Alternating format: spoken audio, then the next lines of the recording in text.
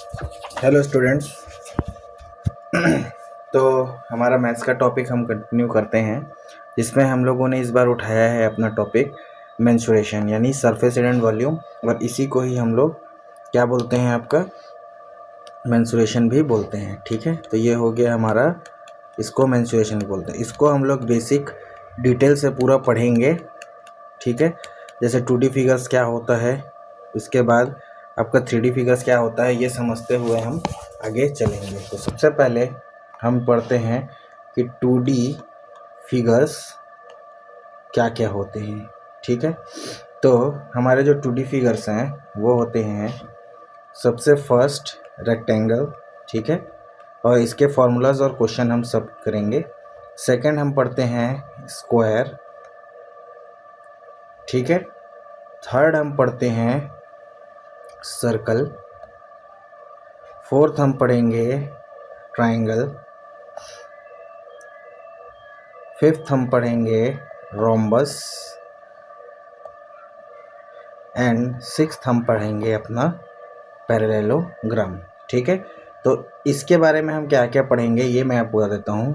ठीक है, तो इसके बारे में हम पढ़ेंगे इसके एरिया, ठीक है, इसके पेरीमीटर्स, एंड इसी के साथ साथ हम पढ़ेंगे डायगोनल्स। ठीक है, ये सारी चीज़ों के फॉर्मूला करेंगे और साथ में क्वेश्चन करेंगे, और फिगर्स कैसे कैसे आपके जो लाइंस वाले हैं इनके बारे में हम पढ़ के इनके क्वेश्चंस बहुत अच्छे तरीके से हम बनाएंगे। तो ये इतने हमारे होते हैं, क्या बोला जाए, आपका 2D फिगर्स।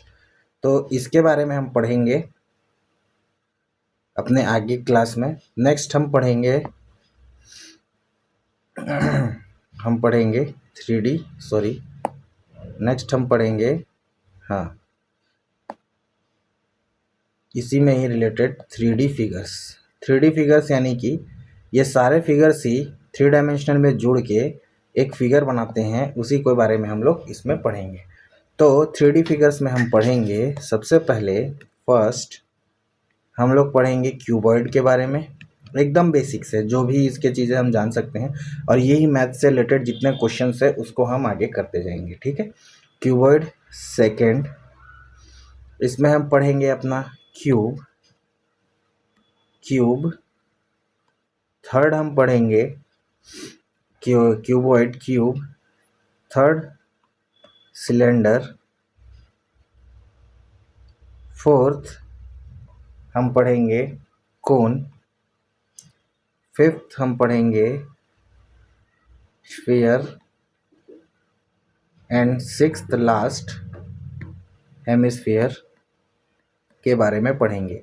उसके अलावा भी चीज़ होती हैं, जैसे 7 नंबर में हमारा पिरामिड वगैरह भी होता है, इसके बारे में भी हम इंट्रोडक्शन पढ़ लेंगे। ठीक है, तो ये हो गया, हम इतनी चीज़ें इसमें पढ़ेंगे। साथ में हम इन चीज़ों में क्या पढ़ेंगे मैं आपको ये बता देता हूँ। जैसे कि ये सारी चीज़ें हैं, तो इसमें हम पढ़ेंगे इनका एरिया निकालना। इसमें दो चीज़ें होती है, इसमें हम एक पढ़ते हैं अपना टोटल सरफेस एरिया निकालना, पहला चीज़। सेकंड हम इसमें पढ़ेंगे कर्व्ड सरफेस एरिया निकालना, ये दो चीज़ें। उसके बाद हम पढ़ेंगे इसमें क्या होता है, ये जैसे बॉक्स वगैरह बन गया, जैसे क्यूबॉइड का एग्जांपल ले तो क्यूबॉइड एक बॉक्स बन जाता है। तो साथ में हम पढ़ेंगे इसमें क्यूबॉइड के साथ, इसमें हम पढ़ेंगे सरफेस एरिया हमने निकाल लिया। ठीक है, इनके बेसिक एजेस, फेसेस, वर्टाइसेस जो होते हैं वो मैं आपको बता दूंगा। साथ में total surface area, curve surface area पढ़ेंगे। उसके बाद हम पढ़ेंगे इसमें वॉल्यूम निकालना। ठीक है, ये हम जब कंप्लीट करेंगे, जब इनकी बेसिक चीज़ें, तो इन सब से रिलेटेड हम क्या पढ़ेंगे मैं आपको ये बता देता हूँ। ये कॉम्बिनेशन ऑफ सॉलिड्स, जो कि ये मेन है। ठीक है, सारे बेसिक को तो समझना ही है हमें कि इसके फॉर्मूलाज क्या होते हैं सारे। ठीक है, उसके बाद हमें जो मेन हमारा जो सबसे ज़्यादा इम्पोर्टेंट रहेगा वो रहेगा कॉम्बिनेशन ऑफ सॉलिड्स। तो कॉम्बिनेशन ऑफ सॉलिड्स में जैसे किसी किसी में cuboid plus cylinder, means cylinder ना बोल के इसको, जैसे मैं अगर थोड़ा इजी बोलूँ तो जैसे एक क्यूबॉइड है, क्यूबॉइड के ऊपर किसी ने एक हेमिस्फेयर फिक्स कर दिया, ठीक है। तो इसको कैसे कैलकुलेट करना है इसके बारे में पढ़ेंगे। सेकंड, वैसे ही सेम जैसे कि क्यूब हो गया, क्यूब प्लस किसी ने उस पर कोन फिक्स कर दिया तो उसको कैलकुलेट करना सीखेंगे। थर्ड नंबर, जैसे कि एक सिलेंडर है, ठीक है, उस सिलेंडर में किसी ने हेमिस्फेयर, या सेम चीज़ थर्ड फोर्थ नंबर में सिलेंडर ही है, उसी में किसी ने उसे अंदर की तरफ स्फीयर फिक्स कर दिया, तो इसके बारे में कैलकुलेट करना सीखेंगे। जैसे कि ये हमारा एक सिलेंडर है, जस्ट फॉर एग्जांपल या समझने के लिए, तो जैसे कि मैं ग्रीन पेन ले रहा हूँ, तो इसके ऊपर किसी ने इस तरीके से हेमिस्फीयर फिक्स कर दिया, या इसी के अंदर जैसे एक सिलेंडर है, ठीक है, ये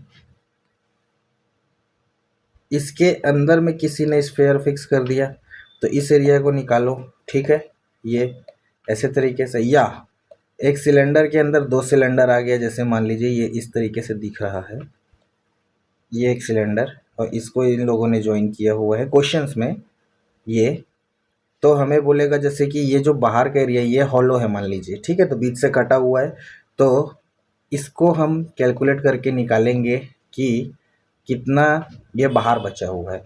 जैसे कि बाहर बोलने पे, जैसे मैं जो शेड कर रहा हूँ ये वाले पार्ट को निकालने बोला जाएगा क्वेश्चंस में, इसके बारे में हम सीखेंगे, ठीक है। जैसे अंदर का एरिया हॉलो है, ठीक है, तो इसके बारे में हम सीखेंगे।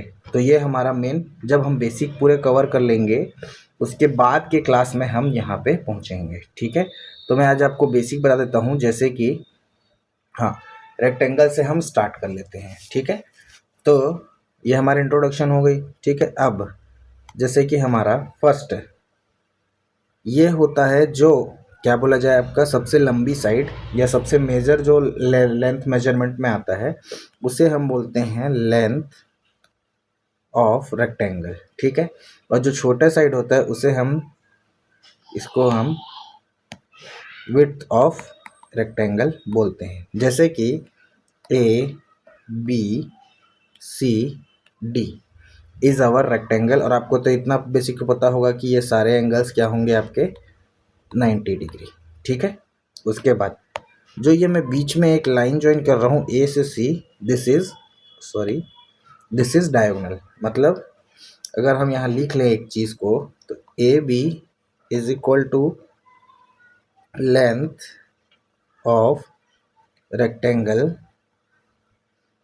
या हम कह सकते हैं length is equal to L, या width is equal to B, और B C is our width of rectangle, ठीक है। आगे बढ़े तो जो ए सी, ये रेड वाली लाइन है, A C is equal to diagonal of rectangle, okay. ये चीज़ें हमने यहाँ तक कर ली, ये तो हो गया बेसिक। अब इसमें हम फॉर्मूला पढ़ेंगे। सबसे पहले first perimeter of a rectangle, ठीक है। पेरीमीटर ऑफ रेक्टेंगल क्या होता है, तो पेरीमीटर को जैसे मैंने पी से लिख दिया, तो ये हो जाएगा, ये एल, यानी कि इसमें दो लेंथ है 1 2, एंड मतलब पेरीमीटर आपका होता है, जैसे हमने यहाँ से स्टार्ट किया, ए से चलना बी तक गए, ठीक है, फिर हम बी से सी गए, और इसको हम ऐड करते जाएंगे, A B plus B C, then C से हम डी पे गए, देन डी से हम ए पे आए, ठीक है। तो ये सारी चीज़ें आपकी होती है पेरीमीटर, यानी कि A B plus B C plus C D, तो ये हमारा होता है पेरीमीटर। तो हम इसको बोल सकते हैं इस रेक्टेंगल के हिसाब से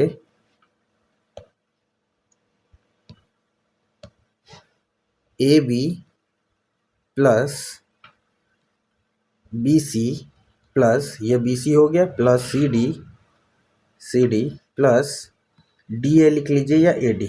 अब हमें पता है कि रेक्टेंगल की ये जो दोनों साइड से अपोजिट साइड्स एक दूसरे के यानी A B and C D ये एक दूसरे से इक्वल होते हैं। तो हम यहाँ पे लिख लेते हैं एक छोटा सा समझने के लिए ब्रैकेट में, देयरफॉर हम लोगों को पता है A B is equal to C D और हमें पता है B C is equal to A D या डी ए, अब जो लिख लीजिए। तो हम यहाँ पे लिख सकते हैं A B plus B C plus C D को अब मैं ए बी लिख लेता हूँ क्योंकि हमें पता है कहाँ से, इस जगह से कि A B is equal to C D. ठीक है, प्लस हम लिख लेते हैं बी सी हो गया तो ए डी, ये अपना B C is equal to A D है तो ए डी की जगह मैं बी सी लिख लूँगा। अब एक चीज़ आप देखिए, मैं ग्रीन पेन लेता हूँ, B C A B plus A B, तो अलजेब्रा में हमने पढ़ा है कि दो सेम वेरिएबल पे वो ऐड हो जाते हैं। तो ये क्या हो जाएगा, two A B plus B C भी दो है यानी टू बी सी। अब मैं अगर टू कॉमन ले लूँ तो two into A B plus B C. ठीक है, तो ए बी हमारा क्या है, A B is equal to, यहाँ पे मैं अगर अगले दूसरे पेन से लिख लूँ तो A B is our length of rectangle यानी L and B C is equal to width of rectangle that is B. ठीक है, तो टू इंटू ए बी की जगह लिख सकते हैं हम एल प्लस बी। ठीक है, तो ये हमारा हो गया perimeter of rectangle that is P is equal to two into L plus B. इसको बॉक्स में अगर हम डालें इस तरीके से तो ये हमारा पहला फॉर्मूला हमको मिलता है। वैसे ही नेक्स्ट है, जैसे हम देखें second number that is area of rectangle. तो एरिया ऑफ रेक्टेंगल हमारा होता है, जैसे मैंने इसको ए लिख लिया तो is equal to area of rectangle होता है हमारा लेंथ इंटू ब्रेड्थ, और जो हमारा रेक्टेंगल है उसके हिसाब से A B into B C, मतलब मीन्स, तो ये हमारा फॉर्मूला नंबर 2 है। ठीक है, अब यूनिट, जैसे कि पेरीमीटर है तो पेरीमीटर में आप देख रहे हैं कि सारे जो मीटर या सेंटीमीटर में जो भी यूनिट्स होंगे वो ऐड हो रहे हैं। तो पेरीमीटर का जो यूनिट आएगा, यहाँ लिखते हैं, वो आएगा अपना, जैसे कि मीटर है तो मीटर, सेंटीमीटर है तो सेंटीमीटर। ओके, नेक्स्ट इसका क्या है, इसका यूनिट जैसे हम निकाल रहे हैं तो यूनिट ऑफ रेक्टेंगल जैसे है तो एरिया है A is equal to length into breadth. तो लेंथ का यूनिट होता है मीटर एंड ब्रेड्थ का यूनिट होता है मीटर। तो हम लोगों ने एक्सपोनेंट पावर में पढ़ा था ए का पावर वन इंटू ए का अगर सेम है, जैसे कि, या फिर ऐसे कर लेते हैं पी का पावर ए एंड पी का पावर बी, तो ये हो जाएगा पी इंटू ए प्लस बी। तो वैसे ही यहाँ पे दोनों के मीटर मीटर है तो दोनों ऐड हो जाएंगे तो इसका यूनिट हो जाएगा मीटर स्क्वायर, यानी unit of area is metre square. ये भी, इससे भी क्वेश्चंस कटते हैं इसमें नंबर। ठीक है, अगर मीटर है तो मीटर स्क्वायर, सेंटीमीटर है तो सेंटीमीटर स्क्वायर। ओके, तो आज हमने बेसिक चीज़ें रेक्टेंगल से रिलेटेड पढ़ी। ठीक है, तो इसी को ध्यान रखते हुए आप आगे पढ़िएगा। ठीक है, इसके क्वेश्चंस और आगे मैं स्क्वायर के बारे में आप लोगों को पढ़ाऊँगा। ठीक है, तब तक के लिए मेरे चैनल को लाइक, शेयर, सब्सक्राइब कर दीजिए एंड साथ में आपके जो भी सजेशंस होंगे वो मुझे कमेंट में बता दीजिएगा। Thank you and have a nice day.